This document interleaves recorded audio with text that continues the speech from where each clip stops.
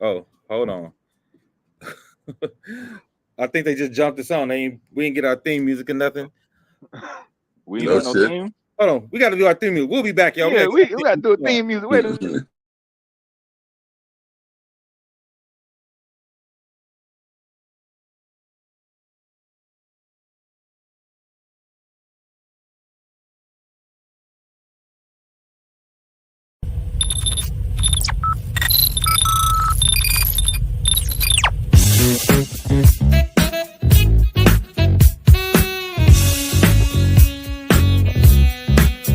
Stop the world, let me off. I don't like this destination. I like a transfer to the express line. I gotta get off. Electric slide into the devil doors of life. Things are changing and it ain't the way I like. On the replay, wish I could get a replay. Don't mean to hold ya, but I wanna do over. Gas up the ship, shoot me a text and let me know when it is time. I wanna get off, I wanna get off. 1 star, would not recommend that we go far from here. I wanna get off, I wanna get off. Stop the world. A music podcast for the culture. Wild, wild thoughts.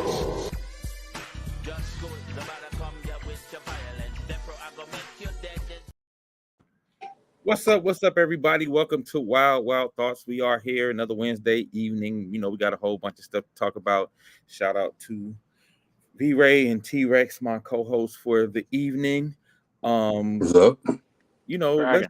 let's start with the unfortunate news. Uh, the verdict came out that Breonna Taylor. This pisses me off so bad, but Breonna Taylor's death has not been ruled a homicide because they blamed her being killed on the bullet that her boyfriend shot to start the police to shooting, right? Like, so they saying it's his fault that she died, even though they came in there with a no-knock warrant, and he thought it was an intruder, and he thought he was, utilizing self-defense in the way that you're supposed to if you're in your home. I know you want to talk about this, V-Ray. I know you have some thoughts on it. So, I like to hear, what your thoughts are on that. It was very disappointing to me, but it also just continues to show why there's so many things that need to be fixed in the system in regards to policing black folks. But go ahead, V-Ray. Well, I mean, I think when I first heard about it and and I hit you up about it, it was just a knee jerk, pissed off reaction. You know what I mean?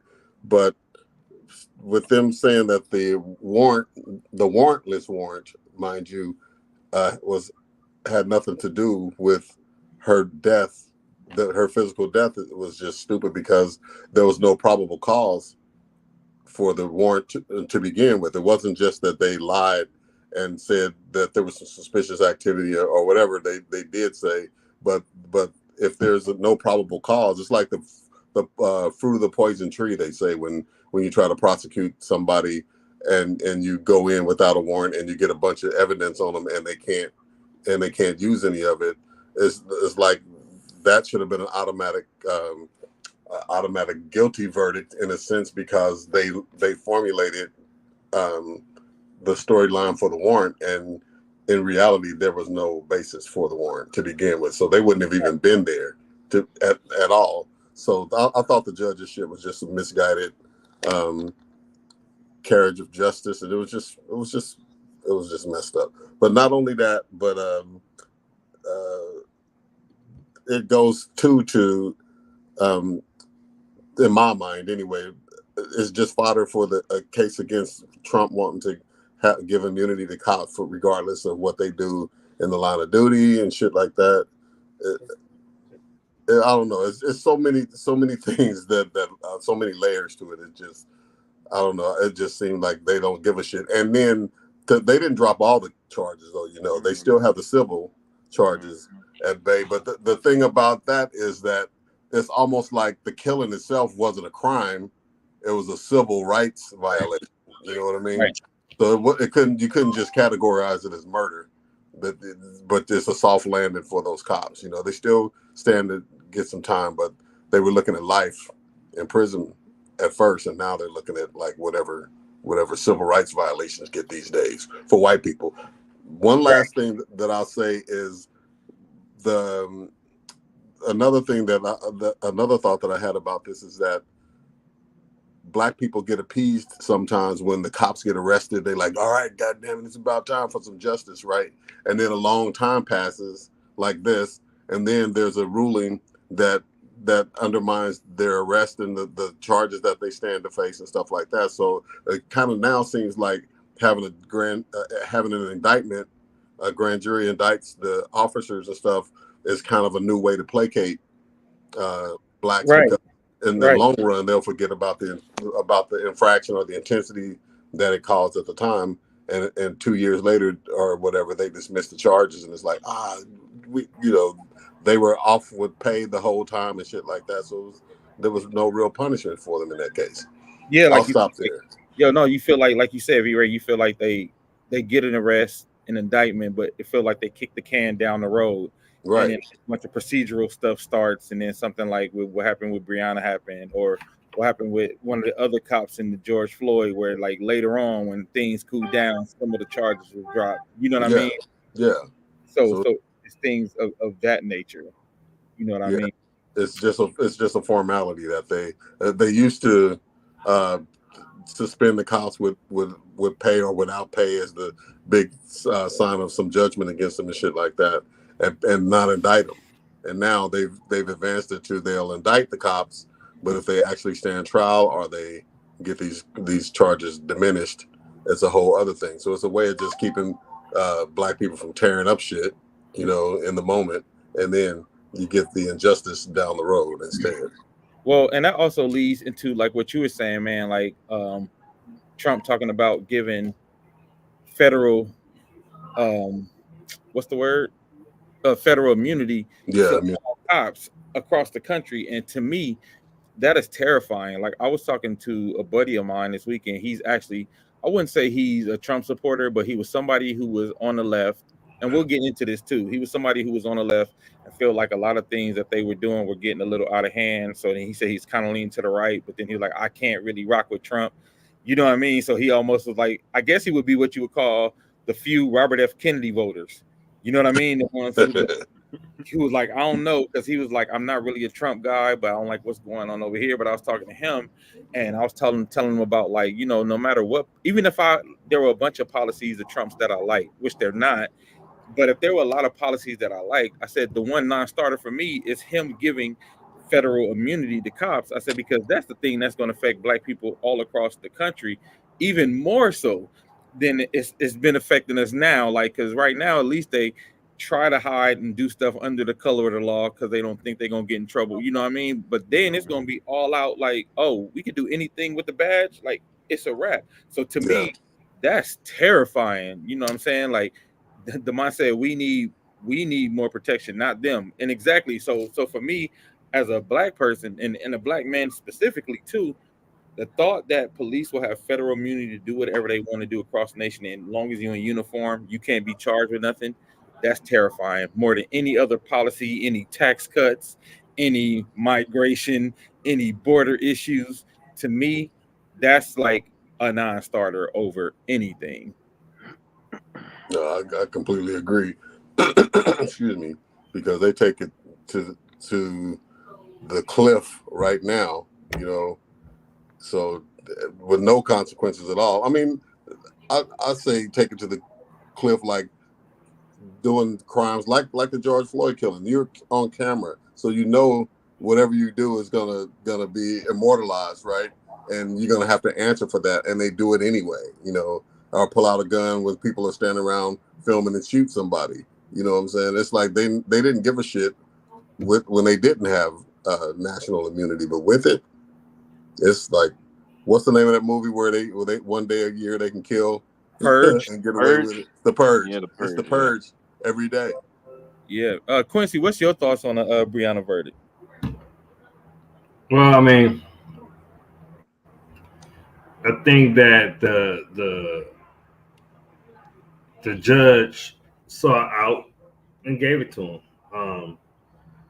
I think that it definitely put the spotlight on the importance not just voting for the president to be president, but understand who select these judges.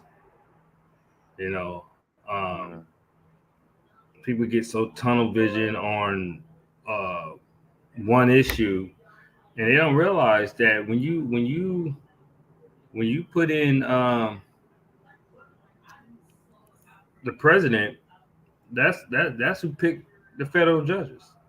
Yeah. You know, Yeah. I saw a crazy stat this past week that Biden have appointed more black women federal judges than all the presidents combined. Yeah. Wow. That was like insane. Trump was the first president since like Harry Truman to not at least select one black federal judge to the bench. So the first thing I looked at when I heard about the verdict of Breonna Taylor, I said, well, let me go see who appointed this judge. It was Ronald Reagan. Wow. He's 79 years old Ronald Reagan appointed federal judge. And so I can't stress enough when people looking for all these little petty reasons to not to vote for folks and things like that. Understand that in these moments, when it comes to making these type of decisions, understand who you allow to shape the system, shape the courts. You know, you also heard just today that Biden tried to forgive more student loans, and the Supreme Court said no. And who put the Supreme Court the way it is? Who put the Supreme Court together? And Dang would tell you, I was preaching till I was blue in the face in 2016 that election was bigger than Hillary. It was about we kept saying it's not about Hillary. It was going. It's about the Supreme Court. Hillary, worst case scenario, we had her for 8 years. Best case, 4 years. But the federal judges stick around about 30. About 30 years. And sometimes, man, we so tunnel vision on certain bullshit. I'm still mad at Ruth Bader Ginsburg though for not retiring. Because Ruth, and like to go like my folks that want reparations. Yeah, you got to understand that. Do you really think, you know, I always hear people, oh, reparations, and I go, well, you should have thought about that before you allow Trump to shape our Supreme Court. Because I can tell you right now, with this current Supreme Court, it ain't happening. No matter it ain't happening. And even back then, and I, you know, one of the things I really followed closely was when Biden and Kamala gave black farmers $5 billion, and they specifically said it was for black farmers. And I wanted to see what was going to be the reaction to that. And and Republicans and white folks reacted exactly how I thought. They sued Biden and Kamala. First, they said it was reparations. Yeah. Then they sued Biden and Harris administration for discrimination against white farmers. Yeah. And a Trump judge held up the money and told them that they can't mention race when distributing out money. So they have to go back and rewrite it. The budget was a little shrink, and they end up getting less money than was actually passed. Yeah, they actually got $2 billion, and they had to just say discrimination of any kind. So basically, Wow. Yeah. And this, but when it comes to things like Breonna Taylor and, you know, whether it's reparations and you voted for president, remember who appoint these judges. And like I said, I was stunned when I saw Biden appointing more black women to the bench than all the presidents combined. Yeah. We're talking about over 200 years. Yeah. Yeah, man. So take that. So I wasn't shocked. Like I said, these people, this was Mitch McConnell's setup. This was the setup. And I tell folks when you and you got to look at these type of things. Like I was trying to explain to somebody, like even in the Rodney King case, where you remember they got acquitted in state, but they still did federal time. Yeah. And like Dane was saying, if Trump get full immunity, they don't do federal time, so they get off state, and those cops from Rodney King don't do federal time either. If it was under what Trump want to implement, so folks got to see the domino effect. It's unfortunate that Breonna Taylor family won't get the justice I feel they deserve. From my law enforcement experience, we was taught that you better be able to see your target before you're fired. So you couldn't just blindly fire through a wall or through a window or whatever. And so, because how can you say something is a threat if you can't see it? So let me ask you this, Quincy. How you said they went back and said it was unconstitutional to give it just to black people. How does it work that they're able to give stuff specifically to Jewish folks, specifically to Asians, and specifically to different groups, and they don't get sued for it being unconstitutional? Or like, how does that work? That when it's something specifically for black folks, it can be deemed unconstitutional. You can't mention race, but when it's for like, Jewish folks or Asians, that they can do something specific. How does that work? We don't sue. We don't sue. We just ran about it. They sued. They saw it was a $10 billion budget for farmers, and black farmers, Trump didn't give them nothing. Black farmers been struggling. So Biden and Harris said, you know what, we're gonna get half of that to black farmers, and then the other $5 billion we're gonna distribute it, to everybody else. Yeah, through everybody else. And white farmers sued for discrimination. So the thing I tell people, I say, look, if you think that there's a bill that's specifically for a group of people and you didn't file a lawsuit, then what are we doing? Because that's what they did. They filed a lawsuit. White farmers sued the Biden and Harris administration for discrimination, which is crazy that a law that was created for us in 1964 they turn around and use the shit against us when somebody is actually finally trying to come through for with black farmers or whatever. So yeah, like that's the thing. That's why I told somebody, I said, somebody's like, well, they got an Asian hate crime bill. I said, well, okay, cool, go sue them then. Then we look like the assholes. Yeah. But we should look like the that. mean black person. Like, but you gotta shed that because nobody else has that. Nobody else has that hanging over them when they sue. I mean, the people that sued the farmers look like some assholes, but they did it anyway and they won.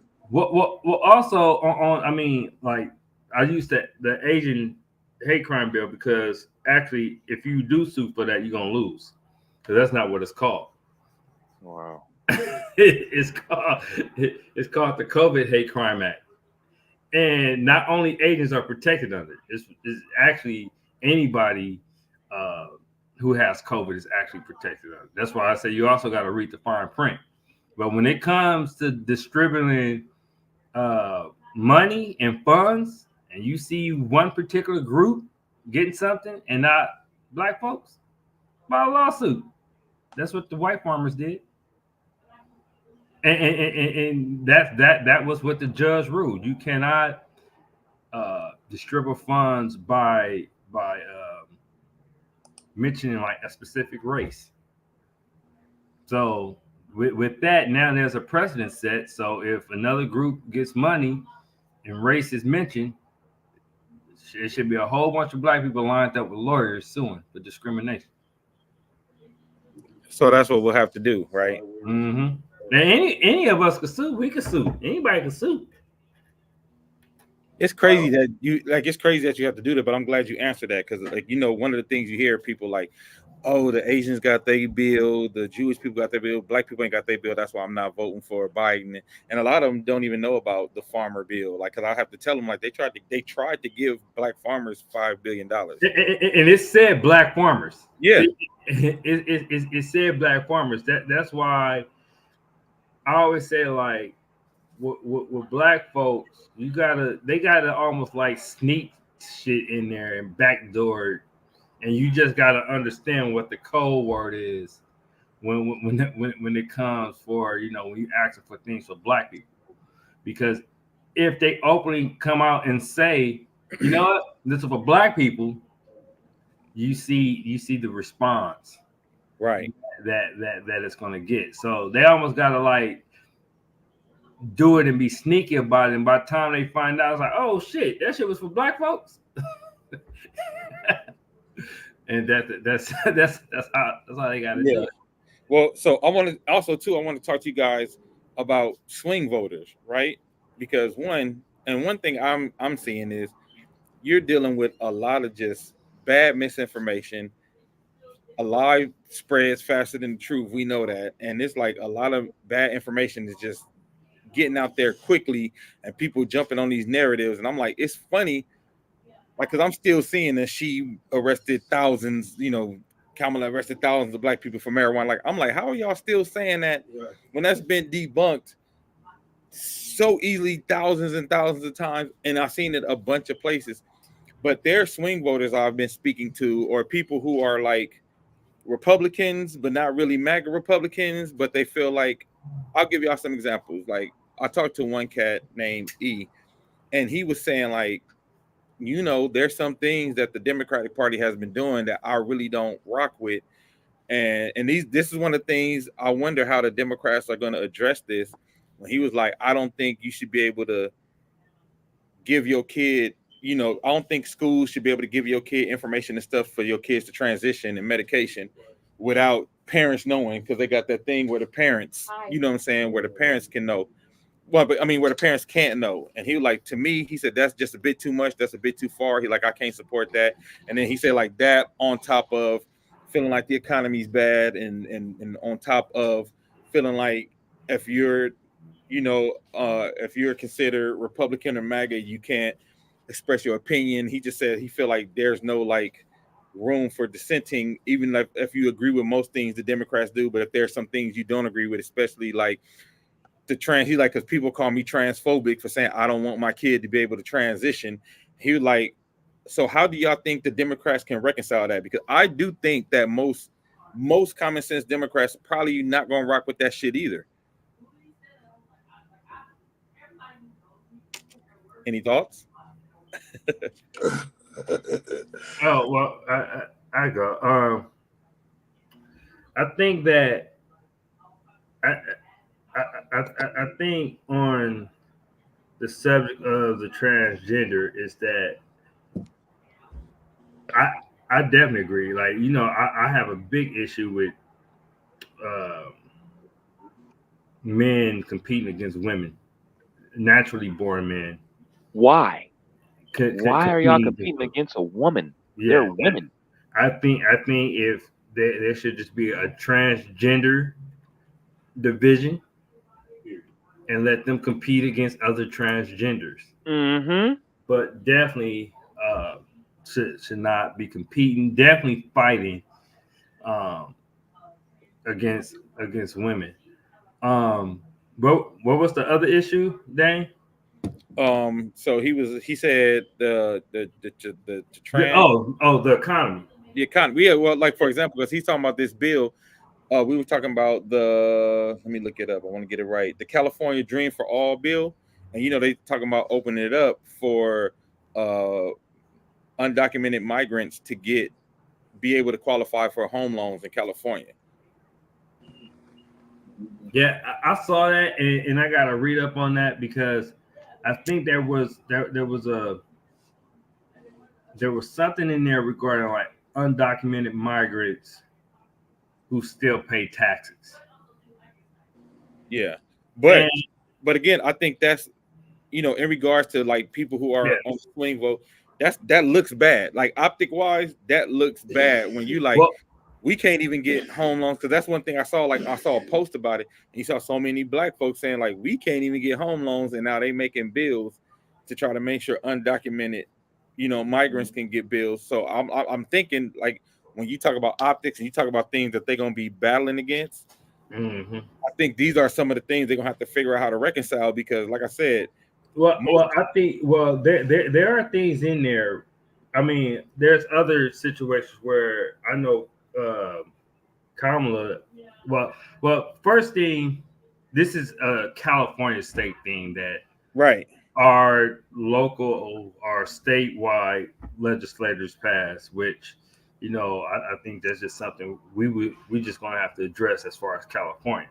But you know how people work. They're gonna drop that under the envelope of see what the Democrats are doing. Dems run and that's the thing about being a big tent party is that Democrats in California ain't the same as Democrats in South Carolina. Yeah, Democrats in South Carolina ain't the same as Democrats in Michigan. For sure. That's if that's the case, Kamala just would have made Gavin Newsom her VP. Right.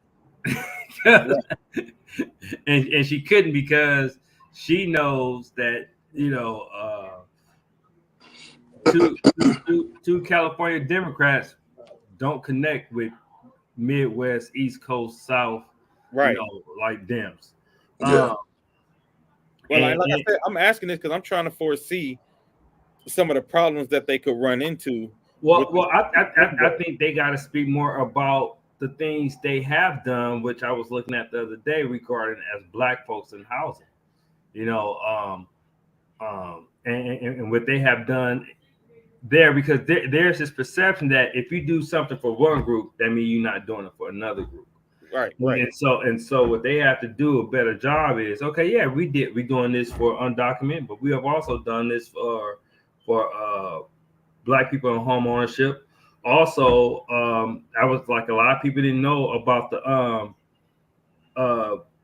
Harris and Biden administration regarding people with convictions to have access to public housing. I don't think a lot of people even know that that's something they push for in policy. That Marshall Fudge, the person in charge of HUD, said she got the green light from Kamala to really push that, people who have convictions should be allowed to have access to public housing, which also kind of aligned to, Kamala Back on Track program, which, she allowed people who were first-time felons to work off convictions so they could still have access to financial aid and all that if they wanted to go back to school. So I just think that what I'm hoping she does, and what she has, I pray to God she does this, is that she goes and do some Black radio.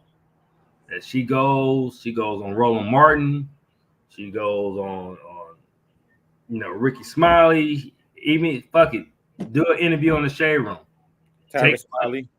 Like really, and just that's a place where she can specifically talk about things that she has tried to implement and have implement as far as she pushed for Black folks. I'm glad, but she can't be seen too heavy-handedly pandering to the for the Black vote because motherfuckers is already saying that, like Obama, that they're gonna come, that the person's gonna come, the Black official now, mind you, is gonna come in with the Black agenda, you know what I'm saying, to try to push all these Black things that don't have anything to do with anybody else. I'm not saying that. I'm just saying there's a fine line that you gotta. And unfortunately, only Black candidates have to walk that line. I know, but I'm just saying.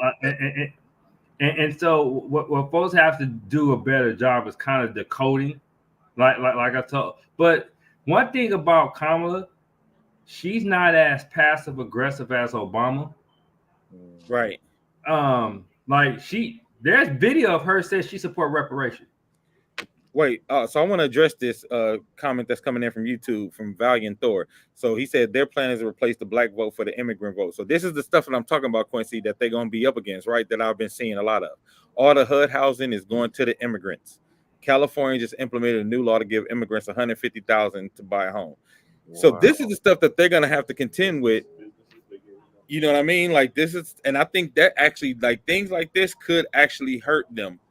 Nationally, on a national level. Well, I push back on the notion that they're trying to replace the black vote with the immigrant vote because the biggest constituents are black women, and a big part of why Kamala is in the position she is because they really wanted to get rid of Biden and Kamala.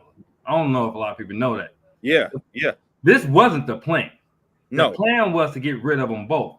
But what they didn't want to do is piss off their biggest constituent who vote for them 90% of the time is black women. Because if they would have lost black women, it would have been a wrap. And they would have lost them for years. They would have lost them for some years. Yeah, it would have been a wrap. If they had dropped Biden and Kamala and then did like some open election. So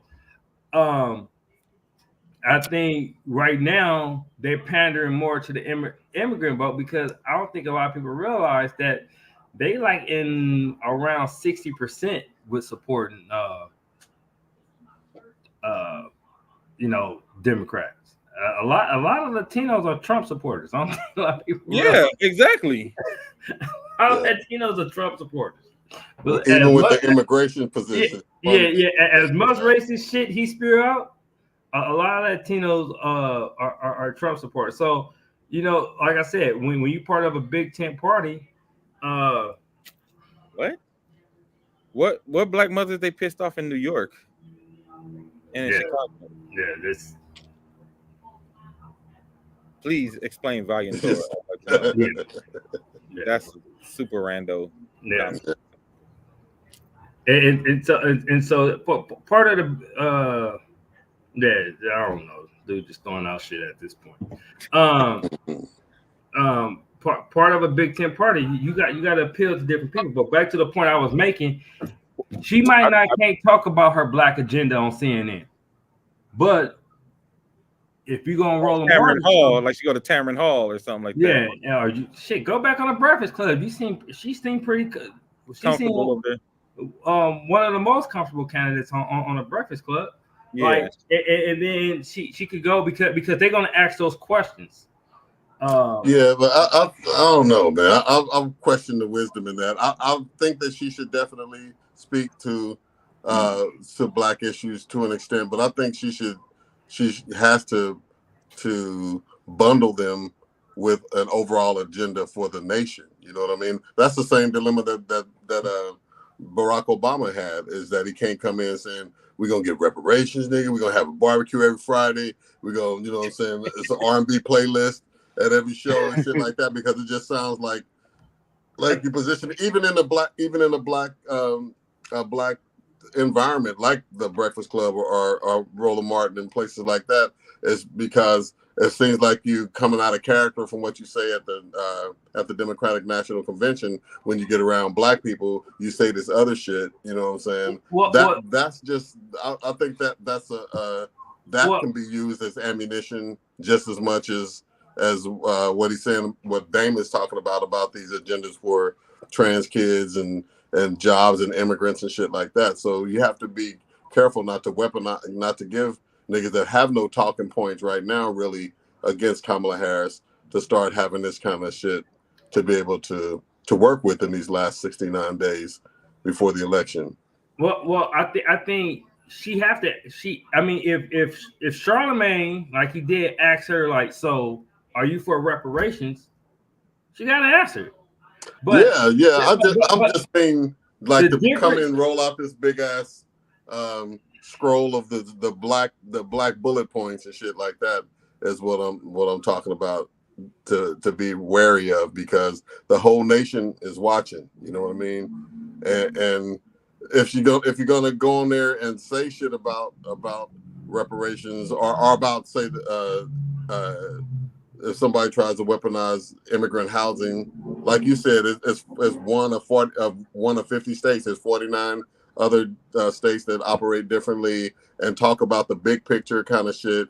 And with her overall agenda versus this one thing that they're trying to ding her with, her agenda, national agenda, would seem like the lesser of two evils. You know, well, I would say this: the biggest advantage she have over Barack is she already had bills and things that she tried to implement that was for Black people. So if people really go so, for example, the Black farmers thing, the reason why that was part of the rescue plan because she tried to get that push as a senator and she couldn't get that passed. Same thing with the George Floyd. Same thing with bills for the lynching bill and shit like that. Bills regarding helping Black women as far as prenatal care and prenatal care thing. So she already has a track record when it comes to trying to sponsor, whether she sponsored the bill, co-wrote the bill, as far as things. Because come on, let's keep it real. We know Biden can come up and say, "Hey, you know what? We're gonna send $16 billion to HBCUs." That was not Biden's idea. So you know, right. and so, but those are already stuck. Those are already bills that alone she tried to pass and implement herself. Yeah, well, I don't know. I still think that yeah, those types of talking points are cool. What you've done and where your head is at as far as looking out for Black people. I just think that she should lead with that kind of shit. This nigga Valiant North, man, Valiant North, dude. Yeah, let me answer. So don't answer that dude, man. He gonna send another tweet. I think he was just talking about all the single Black women and stuff. I think he was talking about that shit, but he kind of lost me, cuz I don't know. Yeah, because it's funny. He says, well, for one, Black unemployment was as an all-time historic low. Since the statistic has been taken under Biden Harris. Mm-hmm. Also, this whole no tax, no tip, that was Trump's idea. So did Trump take her idea to decriminalize marijuana? Because that wasn't his position before. Or the child tax credit. Biden the child tax credit also all of a sudden he cared about women reproductive systems. That's not you too. We getting off our own itinerary talking about this stuff. Well, no, but Batman could beat Superman. Like but V-Ray, I do, but see, V-Ray, I do want to address these things because these are the talking points that you see all the time, and I feel like people need to have the ammunition to go back at it and say this is just not true. You know what I'm saying? Because like I said, like that doesn't even sound true though. Like school choice. School choice is not a problem in California. It's really not. School choice ain't really an issue for kids in California. Well, that's interesting because Trump want to get rid of the Board of Education. Right. That's part of Project 2025. It's that they want to, because a big part of that because they don't want kids to be taught about Black history. Yep. Martin Luther King and certain people by name is already banned in certain states regarding certain books. In certain books. Yep. You serious? Yeah. Texas and Florida. Yeah, Florida. What the fuck? Yeah. Because it only takes one parent to complain about a book in Florida to get it under consideration. Yeah, because they don't want white kids to feel bad about the racism from back in the day. Yeah. Which is racism in itself. You know what I'm saying? We gotta, to be in a position to be like, we don't want y'all to feel bad, so we're getting rid of all these books. Yeah, like it just didn't happen. Like if you want to teach it at home. Like it doesn't cease to exist. Well, I won't say that though. That it doesn't cease to exist if it's not a book, because we already have a bunch of history that's omitted because of they went after libraries and shit when they used to conquer other, like Alexander the Great and shit like that. They go into a country and burn their books and their libraries and their papyrus notes and shit like that they had back in the day. You know the craziest thing about Project 2025, whatever, is there's a portion in there. Did y'all read the portion about the Civil Rights Division in the DOJ? No. I did.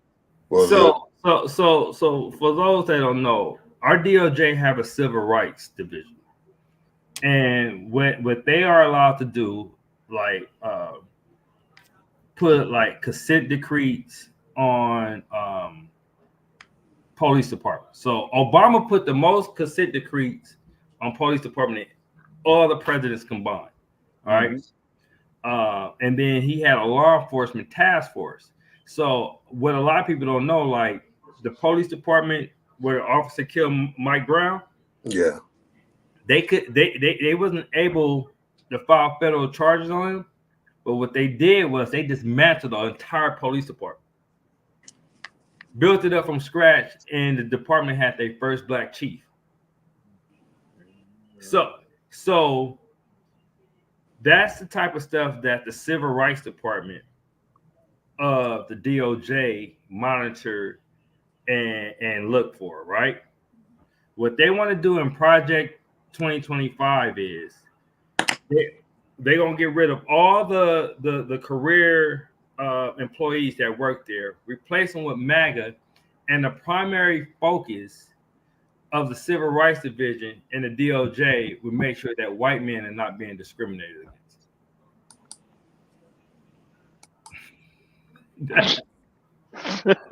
the plague of the United States. And what's crazy too, like you said, Quincy, to even back up what you're saying, like that some stuff has already been in place, and some stuff like all them consent decrees and all that. Trump, one of the first things he did when he got in with the DOJ, removed all of them. Ended all of them. He removed all of them. So just to show you that some of this stuff has been in play, and I know people like to say, well, Trump said he ain't got nothing to do with Project 2025. There's literally a video of this man at the Heritage Foundation saying they are going to draw up my policy for the next presidency. They're going to help us out a lot. There's literally a video saying it, and people still saying, oh, he said he ain't got nothing to do with it. I'm like, the amount of cognitive dissonance when it comes to this dude is insane. It's insane. It's almost like a brainwash. It gotta be the money. He gotta be paying somebody to shut up. There's no way. There's like, come on, bro. Come on, be realistic. Has this shit ever happened with any other president? I think the timing is when he pulled up had a lot to do with the amount of people that just get behind him blindly. I mean, when you listen to and look at like a large percentage of his following and shit like that, I mean, he appeals to the undereducated followers, and at this point in time, with the diatribe about how the white man is being erased and aren't getting their proper respect. It ain't even really rights. It's just like, a white man used to be able to walk down the street and tell you shut the fuck up and don't make eye contact with me and shit like that. And for real, and that shit is rolled back. So there are some people that was already feeling some kind of way about this whole evolution. And when Trump came along, was voice it, huh? And it was like backlash to, it's like the white lash to Barack being president. That was the beginning. Too. All of that. The beginning. Y'all gonna make a nigger president on top of everything else?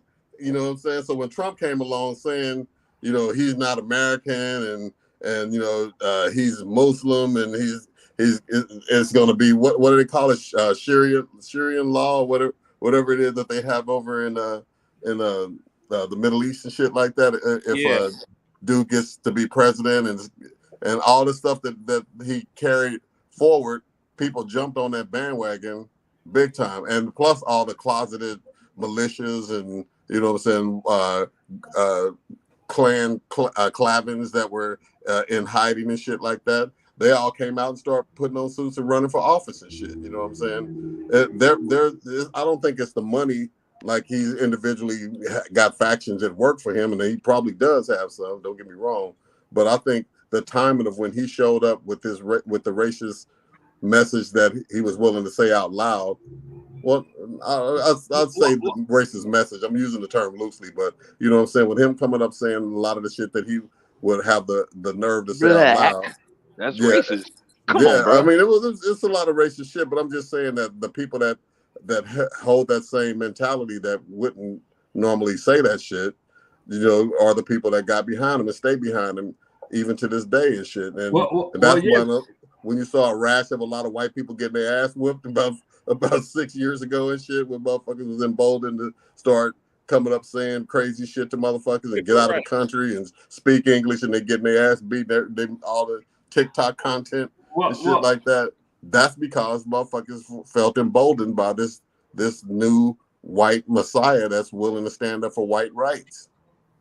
Yeah, and to that point, the Republican, you remember those people was the Tea Party, and the Republicans, the Republicans flirted because they was willing to win by any means necessary with the Tea Party shit.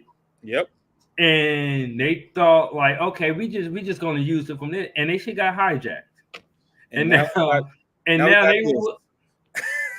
Man, take that shit off the screen, bro. Now we got stupid shit. That's stupid as hell, bro. Look at that's this. Valiant Thor, ain't it? Bro, look at this nigga, man. You got locks. You making me look up. bad. Like, come on, bro. Hey, look, you can see that it's like in the middle of a Trump rally. Yeah, all the people in the background.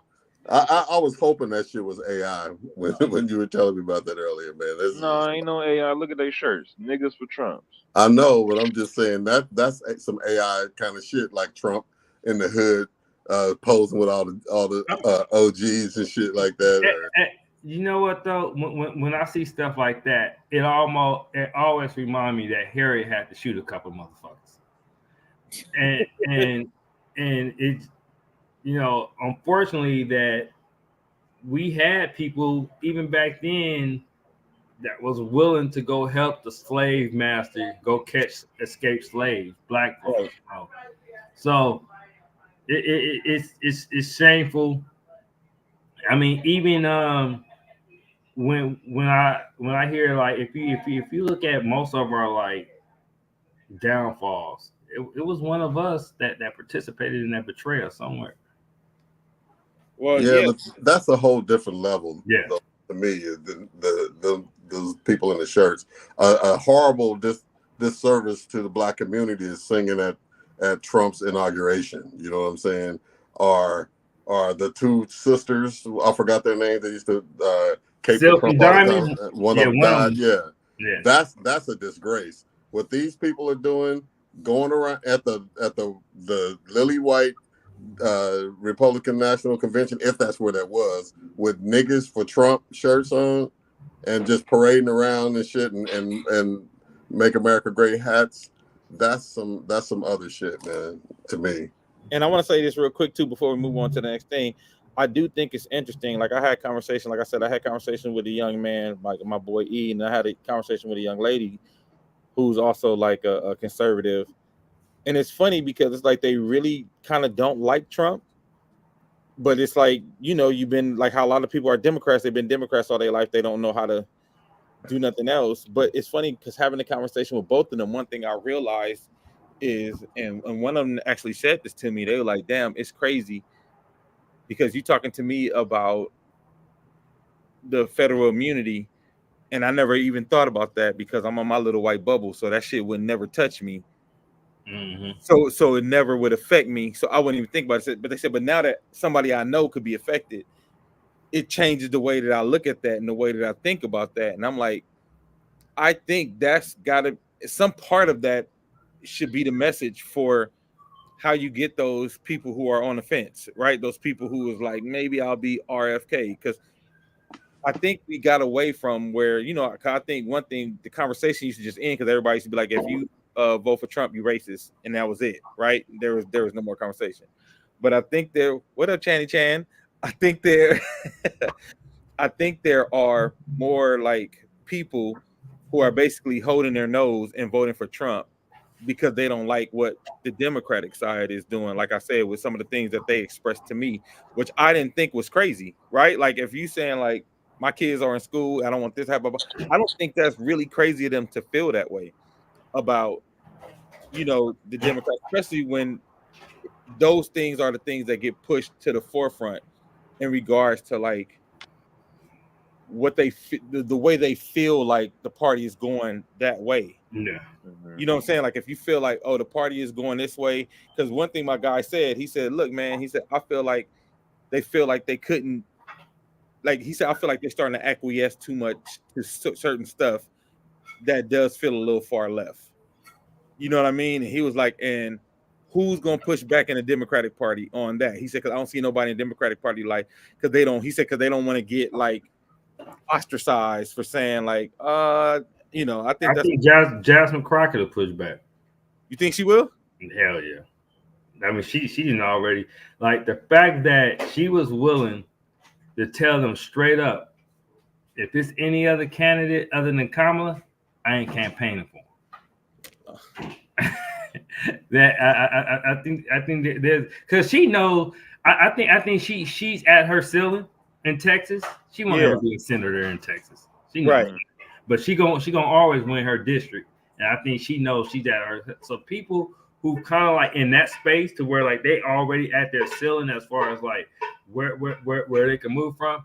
I think that's why she's able to be outspoken. I think she knows she's gonna win her district. But Right. I think that some of the issues I see that people are having is like you're not gonna like I said, I don't agree with everything. Right. But what are you willing to compromise? Right. And I think that's the conversation. Even my Gaza people, I hear y'all and I feel y'all, but the one issue voters, like what, because it's like, okay, you're not gonna vote for Kamala, but do you know what Trump is gonna allow Israel to do to Gaza? I mean, to the Palestine. I mean, like, what are you willing to compromise? Right. On what are you like? Because there's a lot of, and that's the other thing that's it's not annoying, but it's interesting to watch. There's a lot of one issue voters, right? There's a lot of one. It's like people voting based strictly on Gaza, people voting strictly based on the economy, people voting strictly based on the border, right? There are a lot of one issue voters out there, and the crazy thing is, a lot of the one issue voters, the things that they're one issue besides Gaza and Palestine, they lean towards Trump, right? The those that's only voting based on the economy, those that's only voting based on immigration, those that's, you know what I'm saying, those that's voting on those things strictly, most of them lean Trump. So like I said, it'll be interesting to see how they try to tackle because see, like, so I have issues. Well, I definitely have issues with local Democrats where I love that. Like, but I also understand on a federal level, for instance, I see where this roadmap is going. If you they have got rid of affirmative action. Mm-hmm. Roe v. Wade. Mm-hmm. The 1965 Voting Rights Act. Yep. Civil rights is next. Right. Oh, absolutely. It's absolutely the civil rights is next. I'm telling y'all. Civil rights is next. It's always been the target. They just have to chip away at it in pieces. Like they do. And so the fact that because I don't agree with a couple of issues, I know.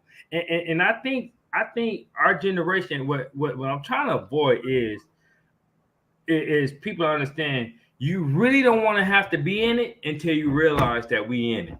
Right. Because we're really the first generation who was born with all our rights. Yeah. If you're in your 40s, maybe early 50s, you're first generation born. Yeah, my pops wasn't even born with all his civil rights. Born with all your rights. So we haven't really felt what it's like when you don't have voting rights, when you don't have your civil rights. We really haven't felt what that's like.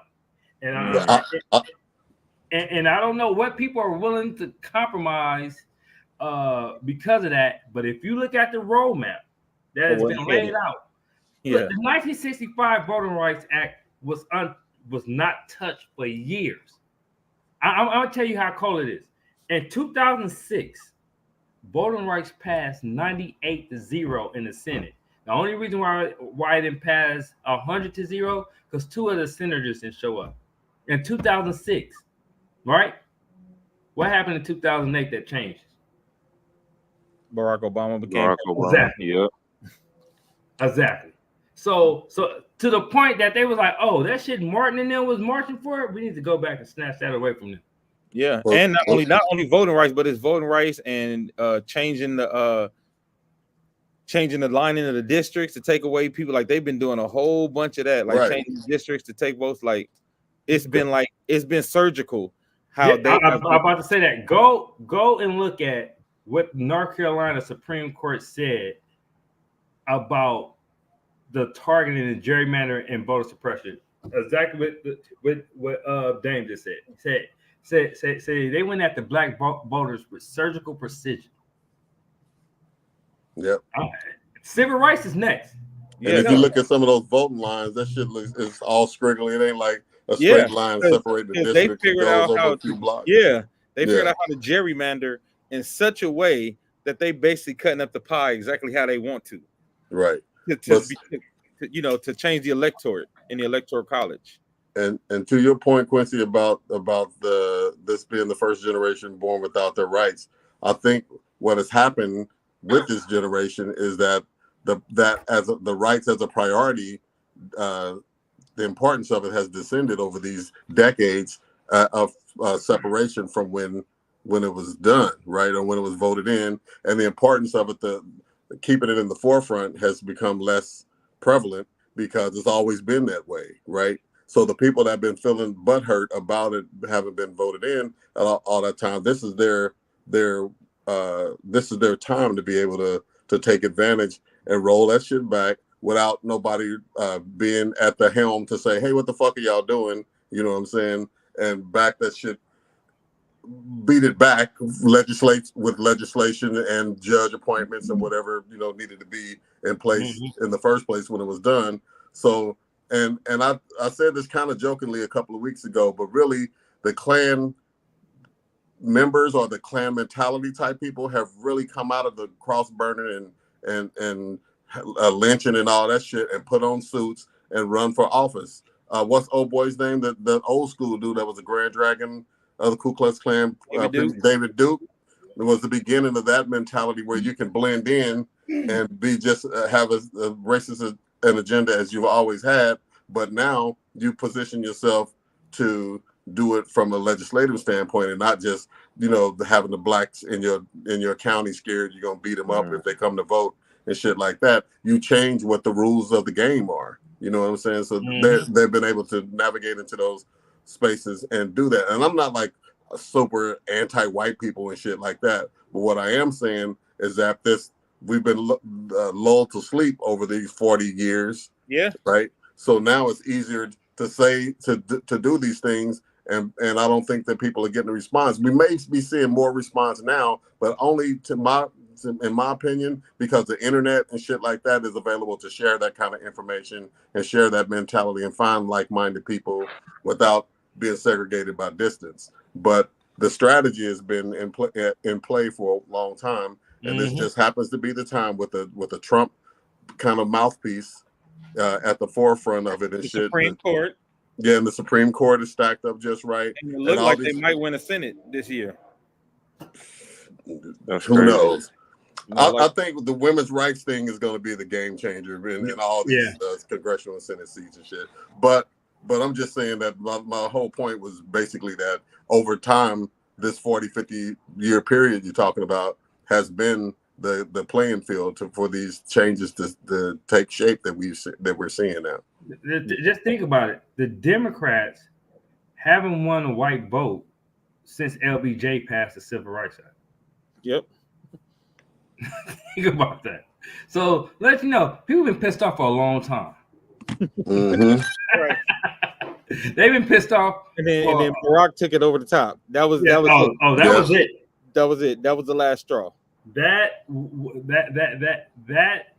it. That was it. That was the last straw.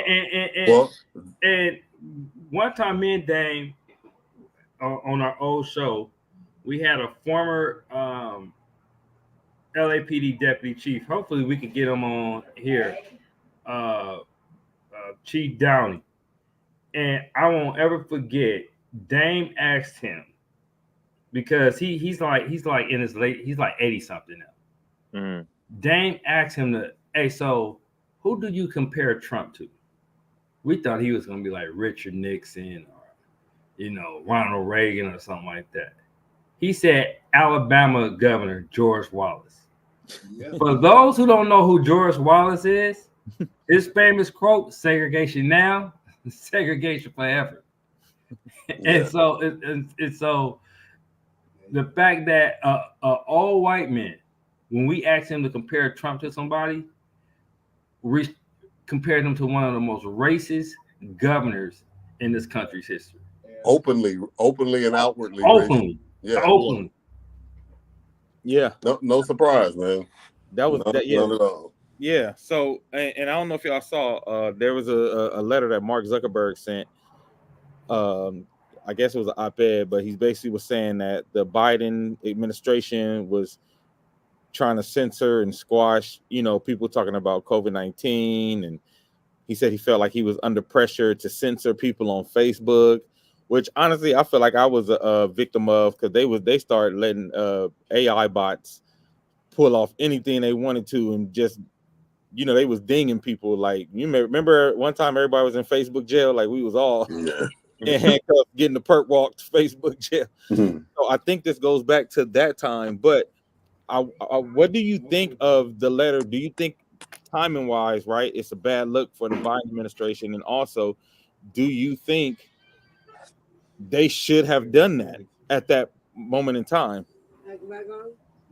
I think the Billionaire Boys Club is pulling together, like Elon Musk is doing his bit for Trump, and now Mark Zuckerberg is doing his version of who was it that was it James Comey that pulled out the Hillary reopened the Hillary Clinton case just before the election that year and shit. They're just trying to pull out some bottom of the ninth with two strikes ass scandal shit to to get shit bubbling, because Trump is not doing it on his own. I was say, I did think that. I thought the timing was a little funny on that, but go ahead and finish your thought. I'm sorry. I was just gonna say, but the timing of it is reminiscent of that, and really, to an extent, I don't really think that what they were asking for at that time. If you go back to that snapshot in time where there's a bunch of rumors and shit like that being posted, just like now, I guess. But at that time, it was a volatile time with COVID going on and the shit with China being accused of being the source of it and all the shit. And people were just out there just posting whatever the fuck they wanted to, you know what I'm saying? Especially in the wake of the election interference type of posting and everything that Russia was doing at the time. It was by then it was just a free for all. It was understood you could put shit out there and manipulate the country's thinking, or at least some segments of it. So somebody should have said, "Hey, if somebody puts up XYZ, look at that shit with a grain of salt, if you will, and disallow some types of posts that are demonstrably false from being." This is like fact. They should have done something. I think Twitter. I'm sure. Sorry, not Twitter, but Instagram and shit should have been more responsive in that way too when it first came up. I mean, they eventually were, but I'm just saying that I don't think that was out of bounds. They weren't saying just put our messaging through and don't put the Republicans' messaging through. Necessarily, it was, from what I read anyway, and I didn't read all of it, but what I read, it was more to do with what was being said about COVID. Okay, was that all it was? Because that's all. That's what it was basically. But like you said, but it feels like is kind of being pushed like, yo, the Biden administration is trying to like use their influence right, and control to the narrative. utilize how we yeah. But it was like, it's about COVID, nigga. It wasn't like Trump, some lie about Trump or you know what I'm saying, something other than it was a health issue that the storyline needed to be controlled on. It wasn't like Trump is over there raping them little kids and shit or some shit where it's like, that's some actionable shit. They should have had to ask, you know what I'm saying, if it's fucking up and getting the types of panic that it could possibly generate. I would have been, if I'm in control of that kind of publication, they should have done something anyway. I don't know if it was that, but I'm just saying, I don't think Biden's administration was out of line to ask that, and they didn't have to do it anyway, even if they did ask him. Right, and he did, because he said I didn't have to do it, but I felt like I was under extreme pressure to do That it. sounded like he gave him some pussy and shit. Sorry, ladies, but it just sounded like, it just seemed like if I didn't, it wouldn't work out well or something. Like, nigga, you're a billionaire and shit. Like, who's gonna make you do some shit if you felt pressure? You Mark Zuckerberg. Right. So I just wanted to bring it up and talk about it too, because I thought that was interesting. I thought the timing was interesting, but I also thought if they are doing that, like you said, outside of for like COVID and fact checking, then that could be a problem in the future. Because if you had it from the other side of Trump saying, if his administration was saying, and it's funny because that's what it feels like is happening on X. If you go on X, almost every advertisement is a Trump advertisement. Like, that shit is crazy. Every pop-up ad has been a Trump ad on X. Like, Elon Musk has given that platform over to Trump. Well, yeah. I mean, yep. Those tax cuts are great for them. Yeah, and that's why they want them back. Like the super rich, they want them back bad, because them tax cuts, not only tax cuts and deregulation, because he deregulated so many businesses, which is one of the many reasons we have this price gouging going on, because he deregulated the business so they could basically do whatever they want and turn their prices up however they want with no regulation. That was another thing, right? So they really are like, we need Trump back, because those tax cuts had them right. Not only the tax cuts, he's not for the union, so he would anything for the union to, what I'm saying, people did not have to pay the unions. Those big corporations, they're gonna love that, and they're gonna put tens of millions of dollars in the back in Trump because of the way those tax cuts worked out, because the way he doesn't really back unions. He backs the billionaires over the union and the workers. And again, like I always say, you don't believe me, you can go look at the paperwork, look at who that tax cut helped, look at the debt ratio and how that went and where all the money went with the deficit. You know what I'm saying? Shannon said, aren't unions supposed to be the American way? They're supposed to be, but Trump, boy's not for America. Trump told on himself when he did the interview with Elon Musk. He said, I love the way you dealt with those unions. You got rid of their ass quick, fast, and in a hurry. Like, I'm like, he literally said that in the interview. I ain't gonna say the name of the company, but I like how you fired everybody, how you got rid of everybody. So there's so many things that should just disqualify dude from people wanting to vote for him. But like I said, that's the thing that gets me. He doesn't throw rocks and hide his hands. And people still think that that's a character, like that's a sign of character for the dude to be an asshole, to be rude, to be this and that, to be ruthless in dealing with the people that you're supposed to be saying that you support, and the lies alone. You know what I'm saying? It's like, well, he said he wasn't with 2025. Nigga, of course he said he wasn't with 2025. He ain't gonna outwardly say, well, we do need to do something about the blacks and their civil rights. He gonna say, oh no, I don't even know who runs it. And then when he's in office, he gonna do what the hell he want to do and shit. So seeing those things, how could you be enthusiastic about supporting somebody like that? Well, it's the same as when he talked about when he originally ran.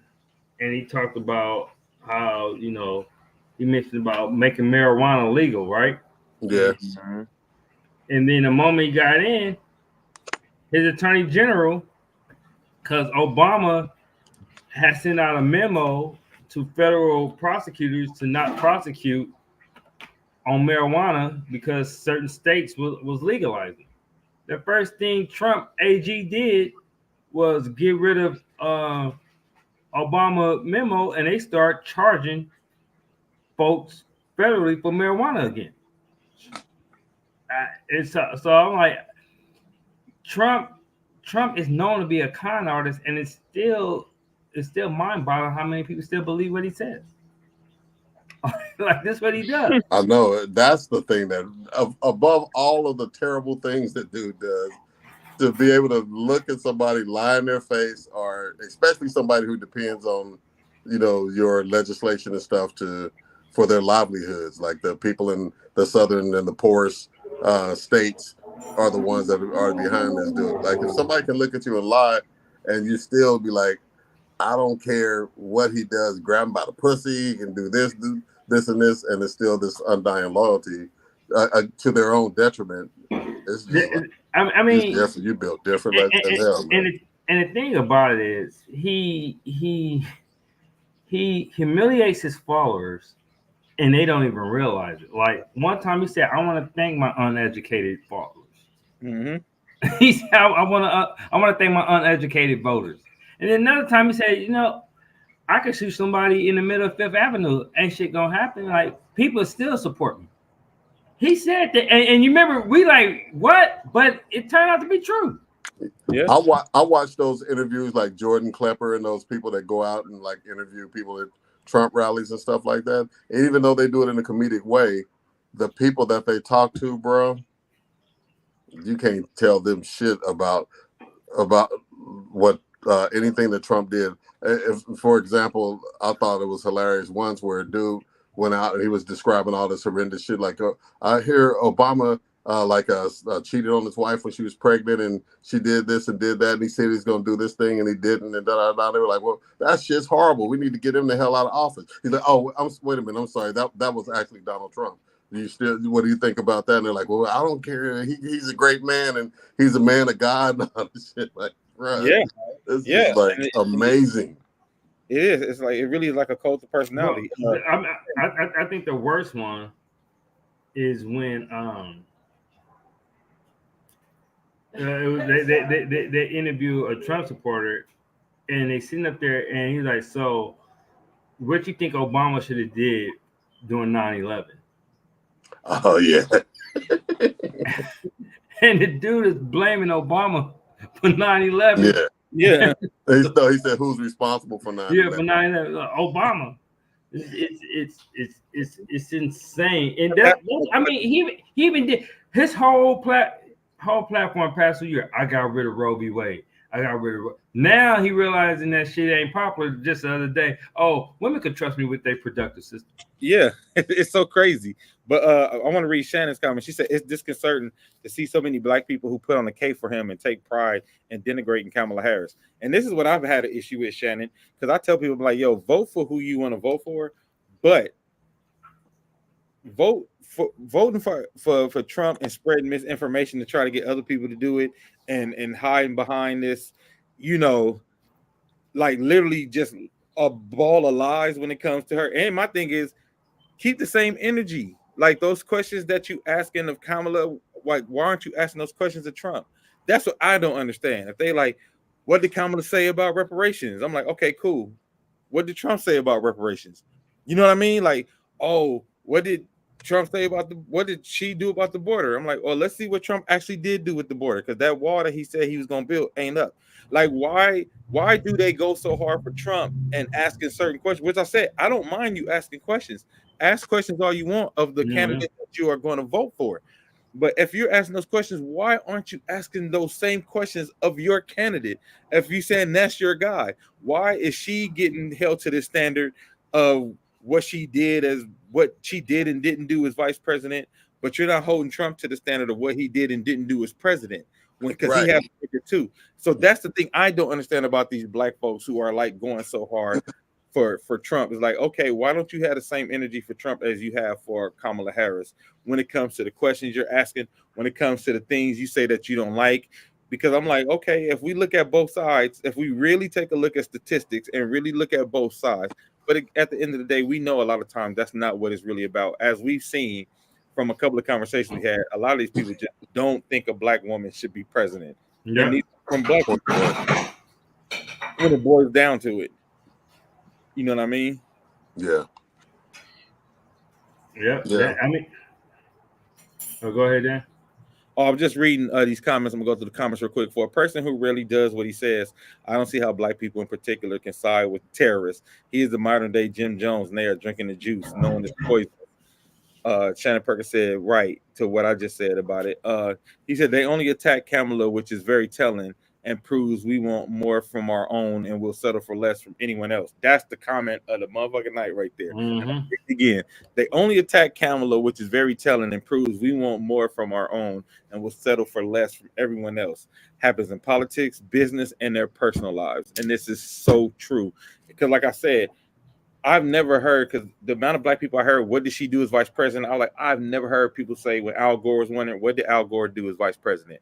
What did Joe Biden do as vice president? It's never a question because you know the vice president doesn't make the decisions that president. Yeah, what did Mike Pence do? Like these are things we have not heard when you're talking about the discourse of speaking about the next president. And we've had a lot of vice presidents run, and a lot of vice presidents have run, and nobody ever was like, oh, everything that president did, that's your record. That's not how it works, because anybody who took first, second, and third grade civics knows the vice president serves at the pleasure of the president. Mm-hmm. They are there to be a sounding board to go out and help spread their agenda, help spread their word, help spread, you know, the things that they want. They like, so like Biden's policies, and y'all can go look this up. Biden's policies are not the exact same as Barack Obama's policies. They're very different guys. Barack was like, I think Barack was actually more moderate than Biden, even though we thought Biden was the moderate.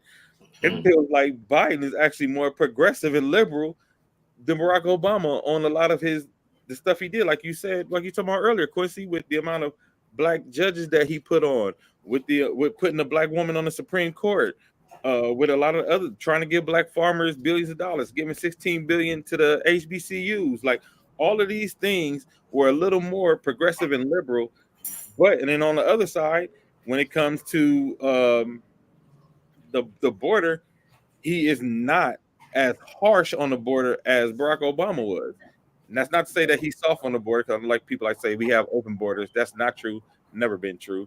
But you know, they are very different as president and vice president. So this whole play, like Ron said, this standard that they're holding Kamala to, that they hold no other vice president to, it's a little odd to me, especially when it's coming specifically from black people. Yeah, but just like in work, the black person got to go 3 times as hard for the same level of respect. So. Yeah, that's fucking insane. Yeah, so you know that's been interesting to watch. Because like I said, I'll be like, all right, cool. Like I understand if you want to ask questions about Kamala and her record, feel free. But I don't see you asking the same questions about Trump, which is odd to me. You know what I mean? Like, yeah, that's just crazy. So she's finally going to do a sit down, because that's like the only one thing that the Republicans have been like using as, I guess that was their only trump card. No pun intended. Yeah, that was like the only part that they were saying, well, she won't sit down for an interview. And then Trump was like, she won't sit down there for an interview because she's scared. She's not smart enough. She don't, you know, she can't sit down for an interview. So her and Walz are doing an interview tomorrow on CNN. So I'm interested to see what that's going to be like. And then we have the debate in 2 weeks. Now, let me ask y'all something. Do y'all think she'll be able to dog walk Trump in this debate? Hell yeah. You great, with the man. with the mics turned Hell off yeah. in between? Yeah. Hell yeah. No doubt. I think she baited him. With the chicken video? No, she baited him with I want the mics on. And then I want the mics off. When that really was what she wanted. Because now she get to fact check him and he can't interrupt. Oh, Damn. And as a prosecutor, she can come at him from a different angle as far as like the back and forth. You know what I'm saying? Yeah. Because he's a criminal, she's an attorney, a so criminal attorney. She Kendrick Lamar, nigga, Quincy. Basically. She baited him. Nice. She baited his ass into that, because I was thinking like, well, open mic, I was like, wait a minute. Then when I saw Trump people like, no, we want the mic. So I said, oh, they don't even see the left hook. Yeah. The left hook. So his mic gonna be off, and she gonna be able to fact check him, which he hates. Yeah. Right. Because I feel like because I know they say the race is still really close. I know but they say like momentum is on their side. They say like I think South Carolina's in play now. I think Georgia's in play now. Yeah. Arizona is in play. Like there are states that weren't close to being in play at all for Joe Biden that are now in play, which means because people saying, well, she did all this good momentum and it's only a tie. I said, do you realize it's the tie because she had to erase a huge lead? She had the fucking second half Tom Brady this shit with the Atlanta Hawks. It was 27-0. The crazy thing is that because folks made a big deal out of her not doing interviews, she had to do a month in campaigning to catch up to a year head start. That's crazy. Like Trump been campaigning for like the last year and a half. Mm-hmm. Yeah. So she had to push her own agenda, push, her own deal, all in like what? It's been 4 weeks now? 4 weeks. 4 weeks. Yeah, 4 weeks. Yeah. So that's what I said. Like she erased a 28-0 time lead and got it up. And mind you, without interviews. So right. You know, she did all that without this big gaping thing that they said is her Achilles heel. She already, you know what I'm saying? She's neck and neck with dude, or depending on which poll you believe. But I think the debate is going to be a game changer. You know what I'm saying? I think they're actually managing her campaign brilliantly with utilizing social media and the types of advertising that they're doing, going for his weakness of like doing direct personal attacks on him, and the whole Obama thing with the hands, and you know what I'm saying? It's just orchestrated perfectly because his playbook is known. You know what I'm saying? He ain't pulling nothing new out of the hat. So they know how to get under his skin and shit like that, and they have some of the platforms that appeal to the public. I think that this thing about housing, what did y'all think about that? Let me ask that. The announcement that she made about trying to establish like 3 million homes during her presidency and stuff like that to address some of the housing issues. Yeah, well, I think that's a good policy because, like somebody said, I was watching Economist, and he was saying, like the problem ain't just loans, because a lot of presidents come in and say we're gonna give more home loans, right? He said the problem is you give out all these loans, and people are all running around with the same loans to buy the same 6 or 7 houses. You know what I mean? Like there's just not enough houses for a lot of people to buy in a lot of places, and I think that's good because building homes also that also boosts the economy as well, right? Because that's more work, that's more jobs. It's creating work, it's creating jobs. So I actually think it's smart all around for the economy. And it's funny because people are like, well, how's she gonna pay for it? Like, y'all only ask how you gonna pay for it when it's something that actually benefit the people. Y'all don't never say how you gonna pay for it when you talk about the billions of dollars that the Pentagon get.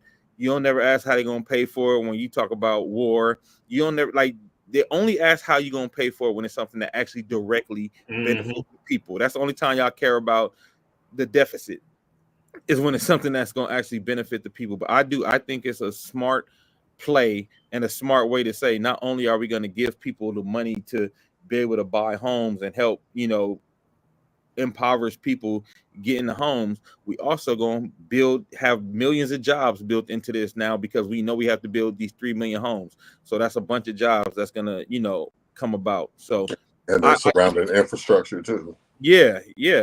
Like I think it's like a kind of like a good all around plan, and I like to see what she says more in depth. And I'm interested, in if tomorrow on their sit down interview, because her and Walsh together, which I think is also very smart. Like you said, V-Ray, they've been running this shit brilliantly.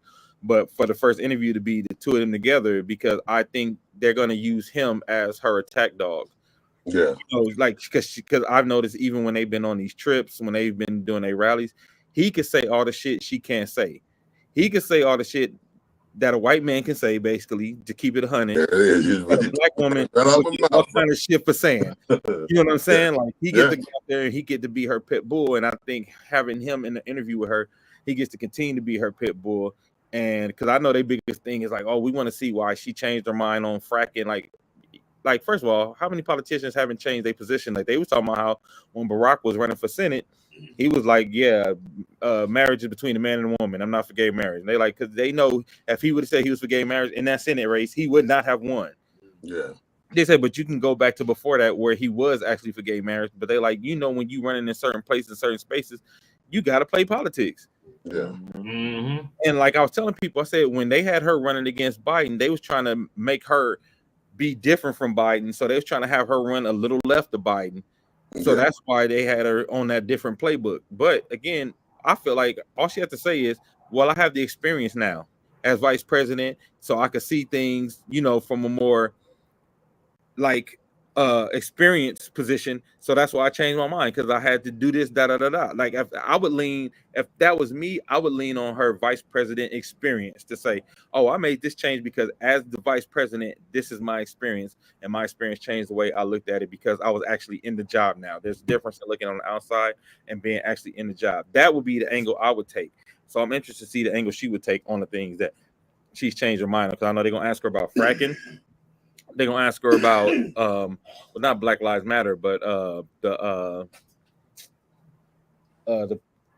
defund the police, which nobody brought up for years now.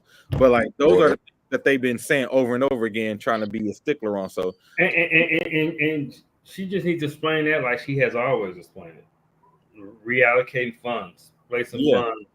That's always been her position. Well, and they don't, and she don't even have to, like, all she have to say is look at what the budgets we gave to the police when I was the president and vice president. Yeah. Like they didn't lower the budgets. They didn't lower, what I'm saying? It ain't like she got in there and actually moved allocate. She didn't. So like I'll be like, you can look at my record. And could she anyway? Yeah, look at my record. Like I said that in 2019, but this is what I actually did. This is my record. So it'll be interesting to see. I hope she hits it straight up instead of trying to dance around it. Like I hope she's forceful like she was in her DNC speech. Like because I think that's the thing that she has to do to continue to look presidential is to hit shit head on.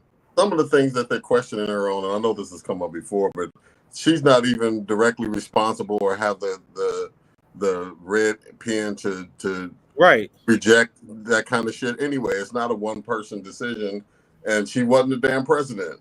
Right. But this came to mind when we were talking about the housing thing, is that when you were saying what some of the things that they can clap back with on some of the stuff that's going on in California, like the immigrants getting $150,000 loans for houses. An even bigger picture is there's 3 million houses that we're projecting for her presidential term, and that's the lesser of two evils kind of thing that I was talking about. And a way to address that kind of stuff is because, I mean, you made some excellent points about housing, and that's the kind of shit that she can say in response to that. I know that was an hour ago, but it just brought to mind some of those kind of responses to those types of criticisms. Then one other thing that I would add to that, that nobody asked, mind you, is that with these 3.5 million or however many houses it's supposed to be, if they make sure that they exclude corporate corporations from buying out those houses, to make sure that they're available to the regular families and stuff like that, and not taken hostage by corporations to keep driving up the price of the real estate market and housing and apartments and all that shit like that. That'll definitely have help level the playing field as far as what the prices, how the prices are skyrocketing for housing in every state.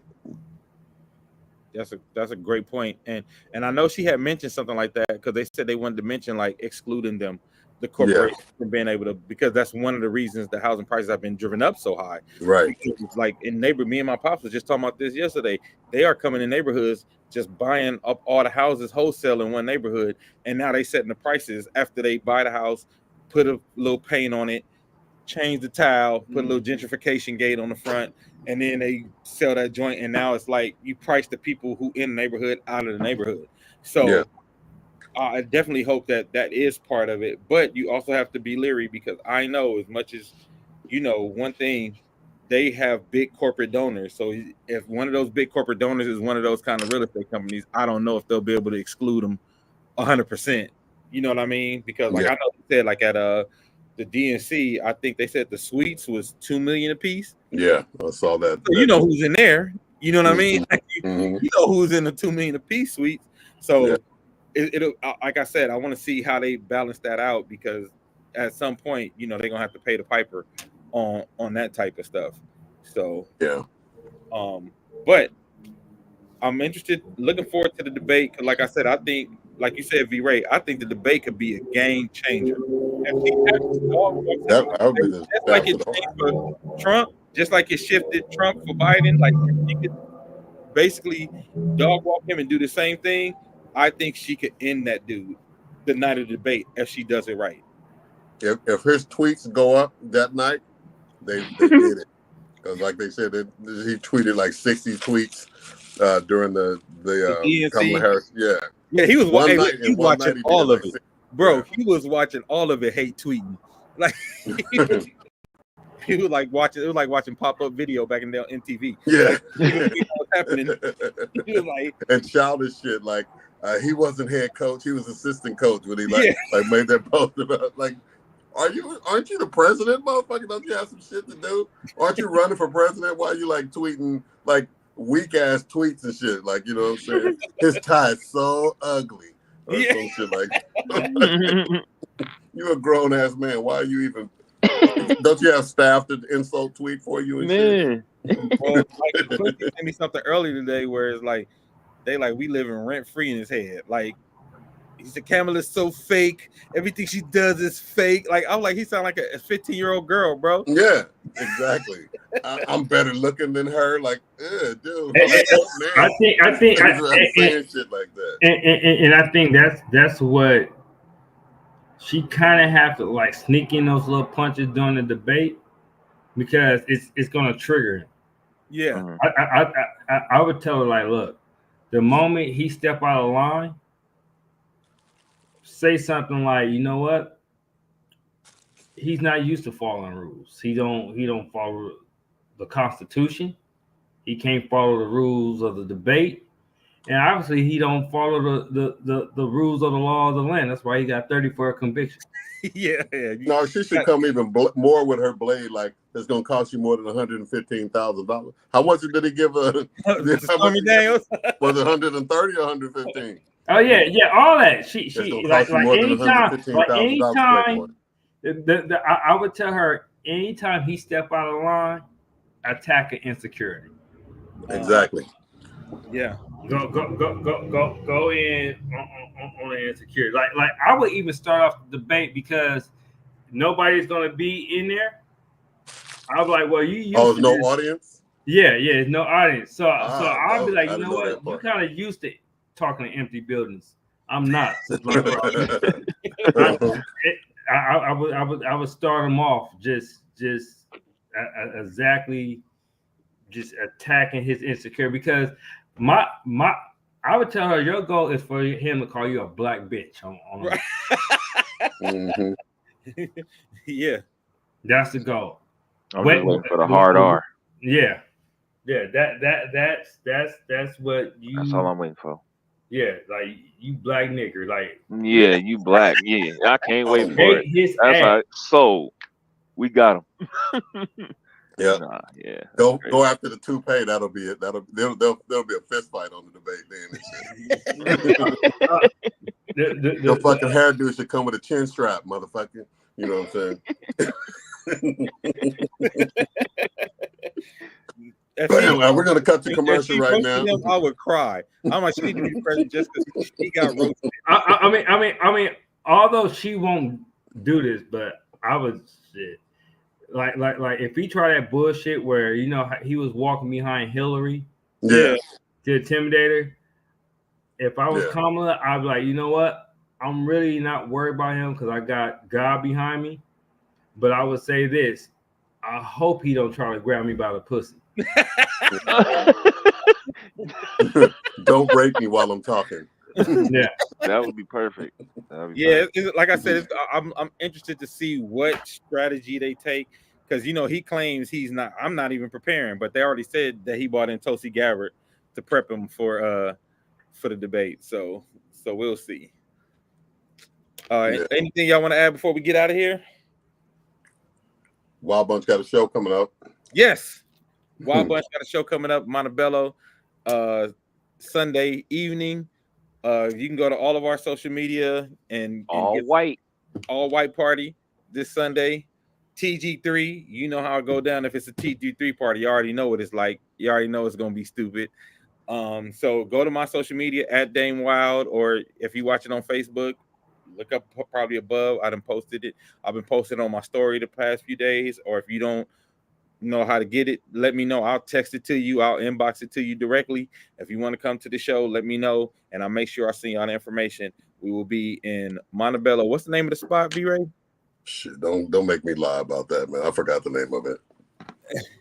Let me pull up the flyer. I had a flyer. Hold on, man. That too. I got the flyer right here because I want to at least give the information on the air.